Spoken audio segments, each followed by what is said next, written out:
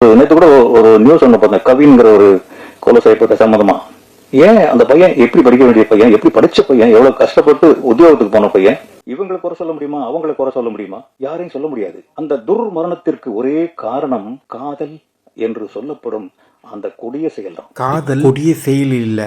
ஆணும் பெண்ணும் பழகுவது கொடிய செயல் இல்லை. ஆணும் பெண்ணும் நட்பு கொடிய செயல் இல்லை. ஆணும் பெண்ணும் பக்கத்தில் உட்கார்ந்துக்கிறது, ஹக் பண்ணிக்கிறது, இது எதுவுமே கொடிய செயல் கிடையாது. கவினும் அந்த பொண்ணும் ஒருத்தர் விரும்பி பழகி லவ் பண்ணியிருக்காங்க, அவ்வளோ. இதில் ஒரு கொடிய செயலாக விஷம் மாதிரி உள்ளே வந்தது ஜாதி. ஜாதியோடைய நிழல் தான் குடும்பத்தை காப்பாற்றுறது, அதுக்காக நடக்கப்பட்டது தான் இந்த ஆணவ படுகொலை. இதில் ஒரு விஷயம் என்னென்னா, டைரக்டர் கஸ்தூரி ராஜாவுடைய திருமணமே ஒரு இன்டர் கேஸ்ட் லவ் மேரேஜ். அவருடைய வாழ்க்கைக்கும் இந்த கருத்துக்கும் முன்னுக்கு பின் முரணாக இருக்குது.